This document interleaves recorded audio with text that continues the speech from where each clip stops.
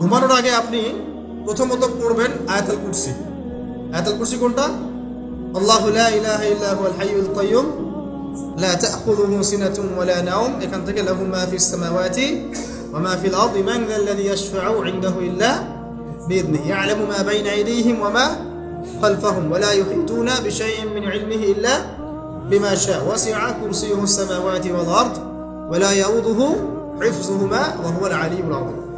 সূরা বাকারার আয়াত নাম্বার 255। সূরা বাকারার আয়াত নাম্বার 255 হচ্ছে আয়াতুল কুরসি। ঘুমানোর আগে আয়াতুল কুরসি পড়বেন বিছানায় গিয়ে।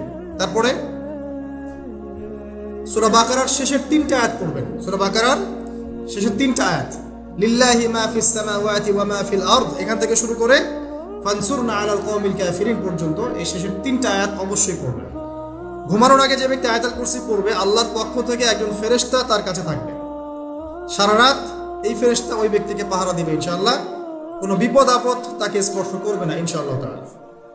রাতের বেলা অনেক বিপদ হতে পারে, চুরি হতে পারে, ডাকাতি হতে পারে, তারপরে আপনার দুষ্ট জিন শয়তান উৎপাত করতে পারে, এছাড়া আপনার জাদুবিদ্যার কাজ হয় রাত্রেবেলা, মানুষ এগুলো করতে পারে, কুফরি কালাম করতে পারে, ক্ষতিকর প্রাণী আপনাকে কামড় দিতে পারে, অনেক কিছু হতে পারে।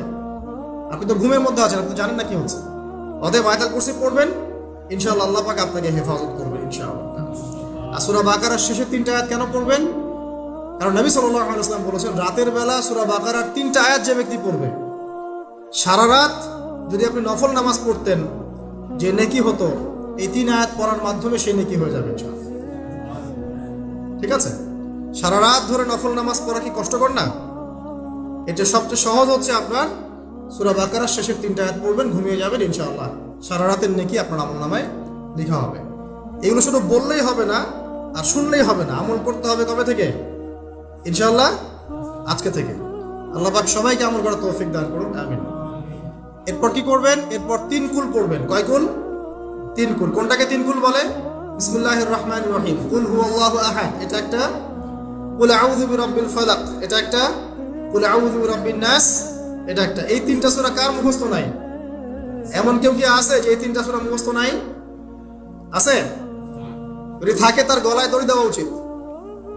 যদি এমন কেউ থেকে থাকে মুসলিম সমাজে যার এই 3 কুল মুখস্থ নাই, তার গলায় দড়ি দেওয়া উচিত। লজ্জায় আত্মহত্যা করতে উৎসাহিত করছি না। ওই যে পরীক্ষার রেজাল্ট খারাপ হলে আত্মহত্যা করে না, দেখেন না? তারও আগে তো তোমার লটকানো উচিত ছিল এই জন্য যে তুমি 3 কুলই পড়তে পারো না। মুসলিম সমাজে বড় হয়ে মুসলিম পরিবারে জন্মগ্রহণ করে 3 কুল যে পড়তে পারে না, তার কি দরকার আছে বেঁচে থাকার? কি কোন মুখ নিয়ে আল্লাহর সামনে দাঁড়াবেন? কোন মুখ নিয়ে নবী সাল্লাল্লাহু আলাইহি ওয়াসাল্লামের সামনে যাবে? ইয়া রাসূলুল্লাহ, আপনার উপরে পুরো 30 পারা কোরআন নাযিল হয়েছিল, আমি 3 কুলি মুখস্থ করতে পারি নাই, আমার জন্য সুপারিশ করেন। এই কথা কোন মুখ নিয়ে বলতে যাবে? তবে কোরআন একটা কিতাব, আলহামদুলিল্লাহ। একজন হিরোইন খোরও দেখবেন সূরা ফাতিহা পড়তে পারে, তাই না? একজন হিরোইন খোরকেও দেখবেন সূরা ফাতিহা বলতে পারে। কোরআনের মুজিজা, সবার মনের মধ্যে আল্লাহ পাক কোরআন ঢুকিয়ে দিবেন। তবে চেষ্টা থাকতে হবে না? চেষ্টা করতে হবে। বাচ্চাদেরকে শেখান, বাচ্চাদেরকে লাড়া লাপ্পা না শিখিয়ে বাচ্চাদেরকে ভালো কিছু শেখান। নাহলে এইসব সন্তানরা, এইসব যুবক যুবতীরা বড় হয়ে যে ফিল্ম স্টারদের পিছনে দৌড়াবে, পর্ন স্টারদের পিছনে দৌড়াবে। বিদেশ থেকে কোনো মেয়ে যদি বাংলাদেশে আসে নাচতে, এদেরকে দেখতে টিকিট কাটতে যাবে 12,000 15,000 টাকা দিয়ে। সুসন্তান মানুষ করে যান, কুলাঙ্গার প্রজন্ম জন্ম দিয়ে কি দরকার? এর চেয়ে বাচ্চা নেওয়ারই দরকার নাই। বাচ্চা কাচ্চা এভাবেই মানুষ করবেন, তাহলে নেয়ারই দরকার নাই ভাই। বন্ধা থাকেন, বিয়েই করার দরকার নেই আপনার। বাচ্চা তো মানুষ করতে পারছেন না। আল্লাহ পাক আমাদেরকে বোঝার তৌফিক দান। 3 কুল পড়ে ঘুমাবেন। 3 কুলের মধ্যে একটা সূরা ইখলাস, একটা সূরা ফালাক, একটা সূরা নাস। কি হবে এটা পড়লে? নবী সাল্লাল্লাহু আলাইহি ওয়াসাল্লাম বলেছেন, দৃশ্য বা অদৃশ্য, মানে যা দেখা যায় যা দেখা যায় না, এই দৃশ্য অদৃশ্যের জগতের কোনো ক্ষতি তাকে স্পর্শ করবে না। প্রোটেকশন, আল্লাহর পক্ষ থেকে প্রোটেকশন। আর এটা যখন রাতে পড়বেন তখন এভাবে পড়বেন। একবার সূরা ইখলাস, কুল হুয়াল্লাহু আহাদ, তারপর সূরা ফালাক, কুল আউযু বিরাব্বিল ফালাক, তারপর সূরা নাস, কুল আউযু বিরাব্বিন নাস পড়ে 2 হাত একত্রিত করে ফু দিবেন। দিয়ে মাথা থেকে নিয়ে এভাবে, পুরো মাথা থেকে নিয়ে পুরো বডি এভাবে মাসাজ করবেন, এভাবে। ঠিক আছে? এটা 3 বার করবেন, একবার না। একবার পড়বেন করবেন আরেকবার তিনবার। এরপরে পড়বেন সূরা কাফিরুন। কোন সূরা? কুল ইয়া আইয়ুহাল কাফিরুন লা আ'বুদু মা তা'বুদুন। এই সূরাটা পড়বেন লাকুম দীনুকুম ওয়ালিয়া দীন পর্যন্ত। কি হবে? আল্লাহর রাসূল সাল্লাল্লাহু আলাইহি ওয়াসাল্লাম বলেন যে রাতের বেলা ঘুমানোর আগে কেউ যদি সূরা কাফিরুন তেলাওয়াত করে ঘুমিয়ে যায়, আল্লাহ পাক ওই ব্যক্তিকে শিরকের পাপ থেকে মুক্ত রাখবে ইনশাআল্লাহ।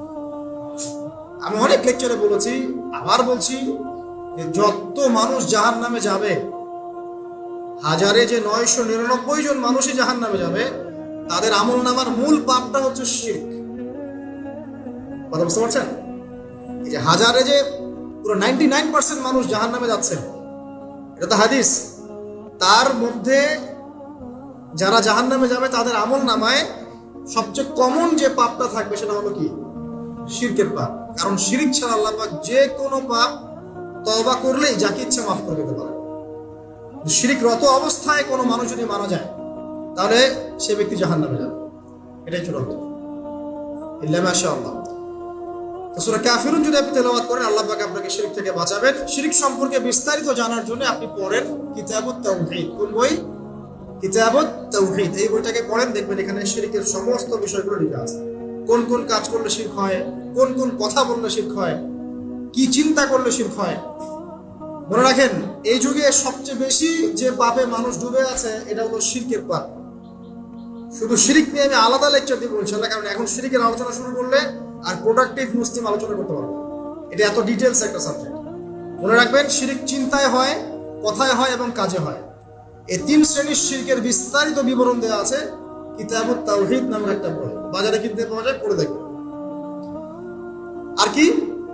রাতের বেলা শোয়ার আগে পড়বেন 33 বার সুবহানাল্লাহ, 33 বার আলহামদুলিল্লাহ এবং 34 বার আল্লাহু আকবার। আল্লাহর পক্ষ থেকে আপনার শরীরে শক্তি আসবে। এটা যারা নিয়মিত আমল করে, আল্লাহর পক্ষ থেকে তাদের শরীরে শক্তি আসে। হ্যাঁ, কারণ এইটা রাসূল সাল্লাল্লাহু আলাইহি ওয়াসাল্লাম কাকে শিখিয়ে দিয়েছেন?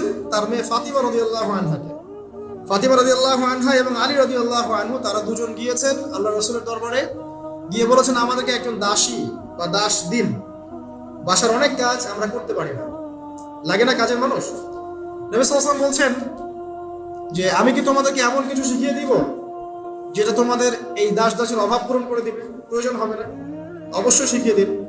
তখন নবীজি শিখালেন সাল্লাল্লাহু আলাইহি ওয়াসাল্লাম যে ঘুমানোর আগে 33 বার সুবহানাল্লাহ পড়বে, 33 বার আলহামদুলিল্লাহ এবং 34 বার আল্লাহু আকবার। তোমাদের দাস দাসের প্রয়োজন হবে না। তোর ব্যাখ্যায় অনেক ওলামায়ে কেরাম বলেছেন যে এটা নিয়মিত আমল করতে থাকলে রোগ ব্যাধি কম হয়, শরীরে শক্তি আসে, এনার্জি বাড়ে, আপনি নিজের কাজ নিজেই করতে পারবেন ইনশাআল্লাহ। আসুন সামনে যাই। এরকম ঘুমানোর আরো বেশ কিছু আমল আছে, আমি অল্প কয়েকটা বললাম, এগুলোই করা শুরু করেন, আল্লাহ তৌফিক দান করুন। আর যদি পারেন ওযু করে ঘুমাতে পারলে আরো বেশি ভালো হয়। এবার আপনি ঘুমাচ্ছেন ডান কাত হয়ে, কি পড়বেন এই সময়? আল্লাহুম্মা বিসমিকা আমুতু ওয়া আহইয়া। আলহামদুলিল্লাহ, দোয়া সবার মুখস্থ আছে। এবার ঘুমান। এই যে ঘুমাচ্ছেন আপনি 3 ঘন্টা বা 4.5 ঘন্টা বা 6 ঘন্টা, আপনার এই পুরো ঘুমটা হবে ইবাদত ইনশাআল্লাহ। এবং পবিত্র অবস্থায় ঘুমানোর অভ্যাস করতে থাকলে আল্লাহর পক্ষ থেকে আপনি সত্য স্বপ্ন দেখতে পারেন। এখনকার সায়েন্স এগুলো বিশ্বাস করে না, আর এই সায়েন্সকে নিয়ে আমার কোনো মাথা ব্যথাও নাই। কারণ এই আজকে একটা কথা বলে, কালকে একটা কথা বলে, ঠিক আছে? আল্লাহর পক্ষ থেকে আপনি সত্য স্বপ্ন দেখতে পারেন।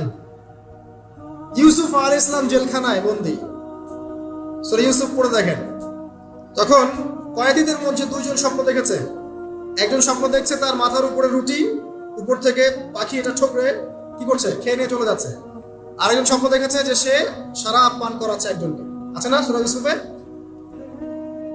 তো ইউসুফ আলাইহিস সালাম বললেন যে যার মাথা থেকে পাখি ঠোকরায় খেয়ে নিচ্ছে খাবার, তাকে শুলদণ্ড দেওয়া হবে।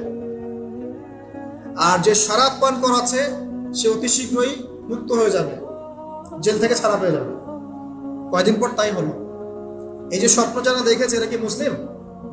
এই স্বপ্ন যারা দেখেছে এরা কিন্তু মুসলিম না। ইউসুফ আলাইহিস সালাম মুসলিম, তিনি আল্লাহর নবী, তিনি স্বপ্নের ব্যাখ্যা করছেন, কিন্তু এখানে একজন অমুসলিমের স্বপ্ন সত্য হয়েছে। একজন অমুসলিমকে আল্লাহ পাক স্বপ্ন দেখাতে পারেন, দলিল আছে কোরআনে। সত্য স্বপ্ন বলে একটা বিষয় আছে, যেটার জন্য অবশ্যই আল্লাহর পক্ষ থেকে নূর দরকার, স্বচ্ছ একটা মন দরকার, কলবুল সালিম দরকার, বেশি বেশি আমল দরকার, হ্যাঁ, আধ্যাত্মিকত্ব দরকার, আল্লাহর মারিফত দরকার। তারপরে ইনশাআল্লাহ সত্য স্বপ্নের প্রশ্ন আসবে।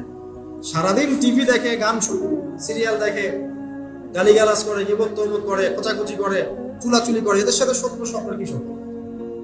এদেরকে তো শয়তান স্বপ্ন দেখা। কথা বুঝতে পারছেন না? ফজরের নামাজের পরে নবী সাল্লাল্লাহু আলাইহি ওয়াসাল্লাম বসে থাকতেন, সাহাবীরা তাকে বলতেন কে কোন স্বপ্ন দেখেছে তিনি বলতেন, এবং তিনি স্বপ্নের ব্যাখ্যা ইন্টারপ্রিটেশন করতেন যে এটা এটা এটা এমন, এটা এমন। এমনকি এই যে আপনার উহুদের যুদ্ধের আগের রাতে অনেক সাহাবী স্বপ্ন দেখেছেন, এবং পরের দিন দেখবেন উহুদের দিনে অনেক সাহাবী শহীদ হয়েছে। তো যাই হোক, ওইদিকে আমি যাচ্ছি না। তো এই যে ঘুমটা আপনি ঘুমাচ্ছেন, ইনশাআল্লাহ আপনার ঘুমটা কি হচ্ছে? ইবাদত হচ্ছে না? আলহামদুলিল্লাহ। আলেম যারা, তাদের ঘুমও ইবাদত। যারা মুসলিম, মুমিন, মুত্তাকি, আলেম, তাদের ঘুমগুলো কি ইবাদত।